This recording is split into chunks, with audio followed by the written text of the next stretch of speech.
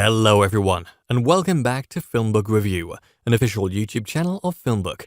Today I will be reviewing the film Venom: Let There Be Carnage.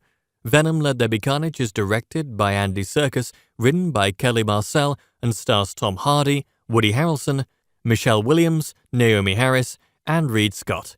This is a Venom: Let There Be Carnage movie review, and there will be spoilers. If you like our movie reviews, please like this Venom: Let There Be Carnage film review, as that helps us out with YouTube's algorithm, and consider subscribing. Once subscribed, click the bell notification box, and you're all set. Please also consider becoming one of our patrons on Patreon at patreon.com/filmbook. When the original 2018 film Venom opened, it was poorly received by critics, but was a monster hit at the box office, earning $856 million worldwide. This film didn't have a strong villain and seemed to be all over the place from a cinematic standpoint, but the new sequel, Venom: Let There Be Carnage, is so much better that it could be compared to Spider-Man 2 as that rare superhero sequel that triumphs over the original. I wouldn't go so far to say the new Venom picture directed by Andy Serkis is that good, but it's a lot of fun and keeps the audience's interest throughout due to the presence of a well-written serial killer villain named Cletus Kasady, who is played with terrific zest by the great Woody Harrelson. Tom Hardy reprises his role as Eddie Brock from the first film. Eddie is a journalist who initially failed in his career and in his relationship with Anne Wei-ying. Anne is now engaged to Dr. Dan Lewis as the film's main story begins. But wait, we're forgetting someone. That's right, it's Venom, the alien being which is seemingly attached to Eddie in more ways than one. They're the best of friends and the worst of enemies. Venom and Eddie bicker and argue about food for Venom. Eddie wants him to live off chicken, but Venom prefers humans, with Venom going as far as to toss furniture out of the window of their apartment when they fight in a hilarious sequence. Venom wants Eddie to rekindle his love for Anne, but Eddie just seemingly wants to live a normal life free of Venom, if at all humanly possible. Naomi Harris plays Frances Barrison, a woman who met Cletus Kasady in jail and fell in love with him. Cletus is a murderer who killed his mom and his grandmother, but had his reasons for doing so, which are revealed later in the film. But still, Cletus is a serial killer regardless of the reasons why.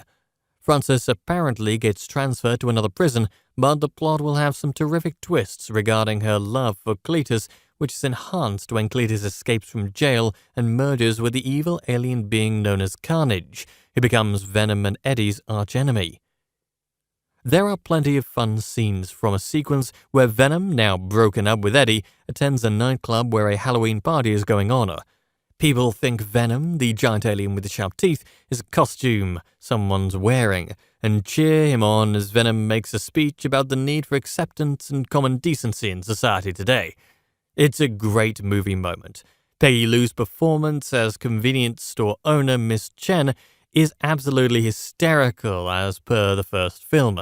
In a great scene here, Venom takes over her body when he needs a new human host, and Anne discovers Venom hiding inside Mrs. Chen's body. Michelle Williams is always reliable and shines in the screen time she is given here, which admittedly could have been a little more, but I enjoyed the seemingly doomed relationship between Anne and Eddie, as well as the one between Anne and Venom, which is more of a friendship. Reed Scott is perfect as Anne's new love interest, who even surprisingly decides to help our heroes out later in the film. The film would be a bit less successful if not for Harrelson's frightening yet wildly charismatic turn as Cletus, who steals a nice car to impress the love of his life, Frances, better known as Shriek, and becomes attached to the evil being known as Carnage. Cletus is ready to seek vengeance upon Eddie for making him look like a monster in the newspapers. Cletus may be a vicious murderer, but he has his reasons, and the film is wildly entertaining as Cletus makes an attempt to marry Frances amidst all the chaos and justify his past wrongdoings. Venom: Let There Be Carnage is a significant improvement over the original picture. The plot is more coherent, the heroes are more likable, the villains are more wickedly evil, and the action scenes are bigger and better. Let's not forget that Hardy, Harrelson, and Williams are Oscar-nominated performers, and they all do superb jobs here, with Harrelson stealing the film whenever he's on screen. Harrelson's work is ultimately the main reason to see the new picture, but there's plenty of excitement going on throughout, and it's one of the more interesting superhero movies to come out recently due to its unique style and crackerjack pacing.